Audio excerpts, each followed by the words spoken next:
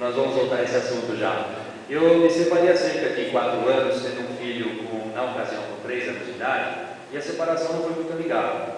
Então, como não foi amigável, eu ficava muito preocupado, era uma preocupação, se eu conseguiria estabelecer o meu papel de pai, ter o meu espaço junto ao meu filho, porque havia esforços de alienação parental, outras coisas que eu podia identificar, tentando aproximar mais o filho da mãe. Eu também, ele ficou no estica e puxa, mas então eu vivi uma situação de insegurança. Eis que 2 anos depois, como se fosse numa cena daquelas de comercial de televisão, tínhamos tomado banho, estávamos em frente ao espelho, eu e meu filho, e meu filho me deixou muito emocionado, porque saiu dele sozinho, sem falar de nada. Ele olhou para mim assim e falou assim: pai, quando eu crescer eu quero ser igual a você. Eu senti uma emoção naquela hora, porque tinha passado o meu medo. Porém, em seguida ele acrescentou: menos careca. Como assim, né, filho? Menos careca. E eu percebi que o negócio do cabelo era para ele uma coisa importante, que várias vezes eu tinha tentado levar para cortar o cabelo, e ele não deixava eu cortar o cabelo dele. Aí eu entendi por quê. Ele não queria que ficasse igual o meu. E aí, ele deixou o cabelo crescer do tipo surfistinha, e era a mãe dele que tinha que levar para cortar. Aí ele estava lá com aquele cabelo surfistinha, e eu percebi que isso estava interferindo até no comportamento dele, que às vezes ele não queria nem dormir dentro do carro, por exemplo, porque ele ia acordar com o cabelo todo amassado, aquele cabelo grande, cabelo para menino. E eu sempre, filho, vamos cortar esse cabelo, e nada dele queria cortar esse cabelo. Porque ele não queria cortar, porque era moda esse tipo de cabelo que ele queria usar. Aí há pouco tempo, um pouco mais de um mês, a mãe dele o levou para fazer o teste numa escolinha de futebol que ele gostou bastante. E aí ele passou no teste, quis jogar futebol, uma coisa que ele gosta muito. E a mãe dele me falou: graças a Deus hoje não temos mais problemas de relacionamento como a gente tinha antes, né? Então hoje nos entendemos a ponto de poder conversar. E ela falou assim para mim: olha, ele queria fazer futebol, não sei se dá para a gente pagar, se dá para você ajudar, mas é o seguinte. Eu falei: não, dá sim, dá sim. Aí ela falou assim: mas esse cabelo dele na escolinha de futebol, o professor disse que tem que ter cabelo curto e tal. Eu falei: ah, é? Então vamos lá que nós vamos cortar esse cabelo, né? Pode deixar que eu levo. Aí ele aceitou. Eu falei: o Messi, por exemplo, não tem cabelo comprido. Você vê se o Messi tem cabelo assim? Jogador de futebol bom tem cabelo curto. Aí ele aceitou cortar. Estou dizendo tudo isso porque a criança gosta muito de viver a moda. Então ele já viveu a moda do Beyblade, Hot Wheels e tantas outras. Passamos a fase de backyardigans, cada coisa é moda numa época. Agora voltamos a esse assunto para falar que não só entre crianças, como também em adultos. Olha só essa questão de termos só mulheres do lado de cá e os homens terem se sentado por lado de lá, significa que nós adultos também gostamos de andar na moda, gostamos também de fazer as coisas que estão na moda. A novela impõe moda, muitas situações da nossa vida são impostas pela moda. E violência também é moda. Uma criança, quando se dedica a qualquer ato, a qualquer gesto de violência, quando ela pratica alguma coisa qualquer relacionada à violência, é porque aquilo é moda. Então, quando ela se envolve, vejam só que também com meu filho, numa certa situação, íamos nos deitar quando eu estava passando Gabriela. E aí, as cenas da Gabriela tinham umas cenas muito picantes. Aí começou uma cena meio picante, eu disse: é melhor tirar, né, filho? Aí ele falou assim: pai, eu vejo coisa muito pior na casa da minha mãe. Eu falei assim: é mesmo? Como? Sua mãe sabe? Não, quando ela não está, TV por assinatura, né? Passa lá e consegue tirar. Eu falei assim: ah, é? Ela sabe que você vê? Não, ela não sabe. Mas e aí, o que você vê? Eu falei: ah, cada coisa. Aí eu pensei assim: se eu conseguisse resolver bem essas coisas com a mãe dele, eu não precisava ter separado, né? Não dava para conversar com ela a respeito disso. Que ela fala: imagina, que ele vê, que nada, não daria para conversar, eu tive que resolver com ele. E aí, falei assim: filho, é muito melhor você assistir no Scooby-Doo, né? Vamos colocar o Scooby-Doo? Colocamos o Scooby-Doo, gostamos de assistir no Scooby-Doo, que ele gosta bastante, nós mudamos aquilo, e eu aproveitei para explicar para ele que ele vai ter todo o tempo da vida para aproveitar as outras fases. A gente conseguiu mudar esse tipo de coisa. E aí, eu acredito ter influído nesse momento para que ele entendesse que só assim, eu não consigo controlar o canal que ele vai ver na casa da mãe dele. Consigo controlar em casa, mas lá não. Então eu tentei colocar para ele alguma outra situação que ele pudesse aderir. Só que nós agimos de forma muito distraída e deixamos certas coisas parecerem que estão na moda. Por exemplo, quantas das nossas crianças, de forma distraída, assistem um programa do Datena no fim da tarde? E assistem aquelas situações de violência e veem aquelas coisas acontecerem. Quantas das nossas crianças sabem, por exemplo, que a dentista pegou fogo, que alguém pôs fogo numa dentista? E aí as crianças vão entendendo que essas coisas são moda.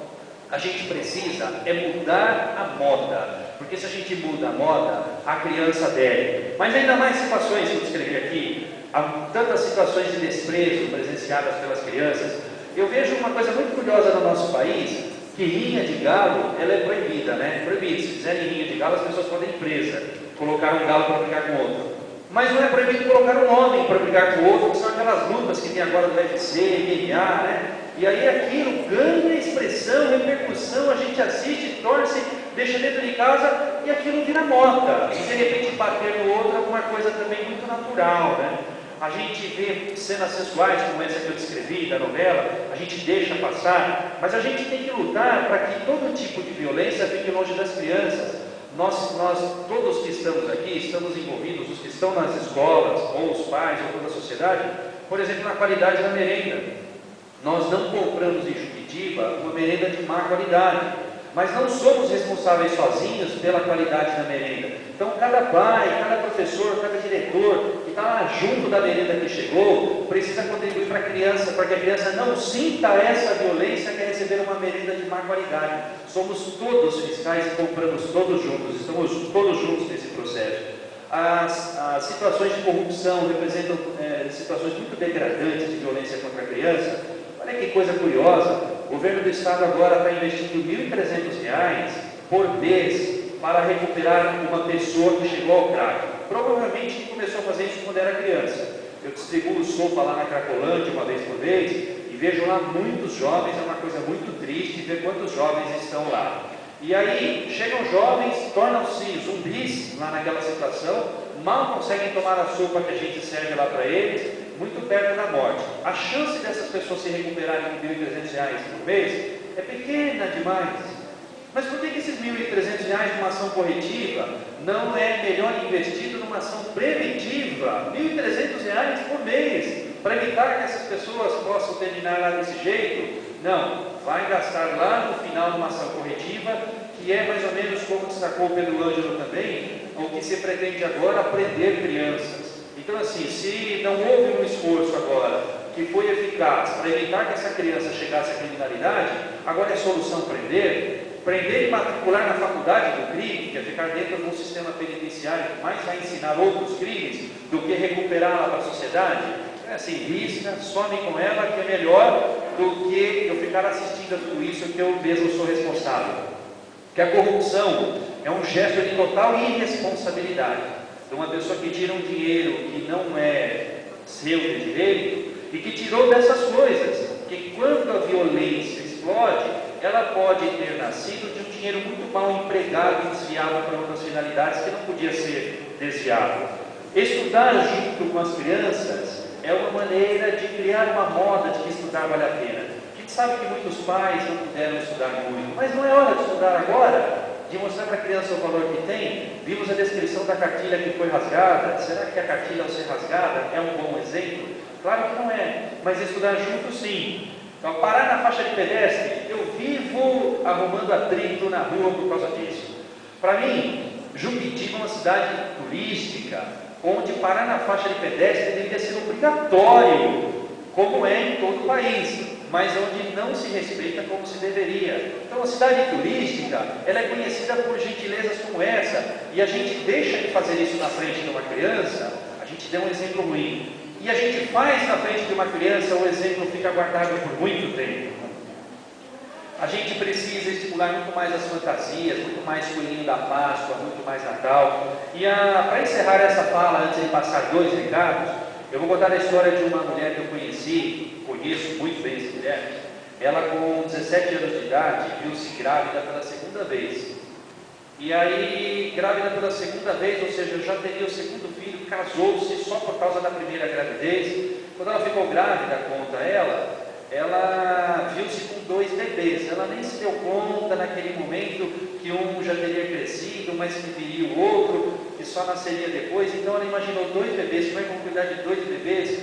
E ela de cara então pensou que era melhor abortar aquela criança. Inclusive o casamento, como começou mal, era para ela uma situação muito triste. O marido não apoiava, era uma pessoa que bebia, uma pessoa que não participava das coisas com ela. Então o aborto era a melhor saída para ela.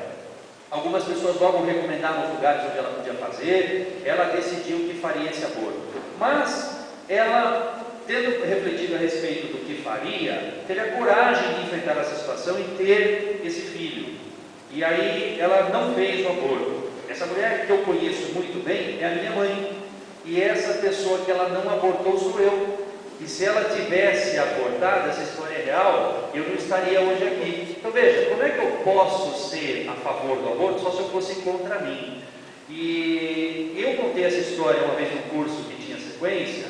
Uma moça que ouviu essa história, na semana seguinte, contou pra gente que ela tinha programado tudo para fazer o aborto naquele dia, mas ela ouviu a história e resolveu não fazer mais. Ela se chama Natália, e a menina que nasceu tem quase 4 anos agora, chama-se Ágata, uma menina linda, e que ela conta para todo mundo que nasceu por causa dessa história. Aí eu disse assim para ela: olha que curioso, hein, Natália, uma coisa que aconteceu há 40 e poucos anos, refletir 40 anos depois, né, refletir o gesto da minha mãe 40 anos depois, refletir. Então eu vou dizer para você, eu vou passar uma missão para você. Você vai contar essa história para a Ágata e dizer para ela que ela precisa, até os 40 anos, conseguir fazer que isso também possa refletir numa outra pessoa que também dê a chance de viver para alguém. E a Ágata, se disser isso para uma outra pessoa, gente, não tem fim. Olha só qual é o tema desse nosso encontro aqui, ó. Cuidar sem violência, todo mundo pode. Então esse é um esforço de todos nós, que nós pedimos o empenho de todos, que todo mundo pode cuidar sem violência. Muito obrigado. Nós temos só uns recados aqui. Nós vamos ter agora no Centro Cultural. Quem não está frequentando o Centro Cultural, lembre-se que essa é uma moda boa. Nós estamos lá com uma programação bem bacana e agora pretendemos todos os meses ter cinema no primeiro sábado, no segundo sábado apresentações musicais, no terceiro sábado teatro e no quarto sábado Centro Sarau. Então sábado agora nós temos uma peça que se chama O Voo da Renovação. Custa R$50 por pessoa, mas nós estamos distribuindo ingressos gratuitamente. Então você pode pegar o seu. A Heloísa está com ingressos aí, o professor Fernando também está aqui. Temos ainda muitos ingressos. Porém, esses ingressos só estão ainda em grande quantidade, porque nós faremos 2 apresentações, uma só não ia dar. Uma será feita às 19, a outra às 21. Nós colocamos uma censura de 10 anos para que os adultos possam aproveitar melhor, a criança não aproveitaria tanto. Pelo menos essa peça, uma peça muito bacana que eu fui assistir em Dayatuba, um grupo jovem que vem de São Bernardo, e vai ser um momento bem bacana para a gente consumir cultura aqui. Lá em São Paulo tem a virada cultural. Algumas pessoas vão sair daqui, viajar para ir para São Paulo para consumir cultura, sendo que a gente vai ter cultura aqui. Consuma aqui, sai com o namorado, com a família, vai passear lá para ver esse nosso trabalho e prestigiar, porque quanto mais pessoas lá, mais nós vamos investir para que haja outras atrações culturais bacanas. O ingresso é gratuito, então essa história de R$50 foi brincadeira. Peguem os ingressos hoje com a Heloísa ou com o professor Fernando. Nós vamos ter um encontro do CONAI nos dias 26 e 27 de julho, que é uma conferência intermunicipal de educação, vai ser feita em Barueri. E a Heloísa está com as inscrições sendo feitas aqui, façam a inscrição com ela. Nós vamos ter ônibus aqui que vão levar as pessoas para ir para lá. E é uma conferência em que esperamos que vocês todos possam participar. Não deixem de fazer as inscrições. E o último recado, tem uma caixa aqui para cada escola. Eu gostaria que um representante de cada escola pegasse aqui com o material desse fórum. Pode pegar agora, por favor, essa caixa aqui? É agora ou na hora de sair, Luiz? Agora. Então pegue agora, por favor, cada escola, alguém vem aqui, pegue uma caixa que está identificada. Enquanto a próxima pessoa já será chamada aqui, por favor, cada escola retire já a sua caixa. Alguém tem alguma pergunta? Faça agora ou se cala.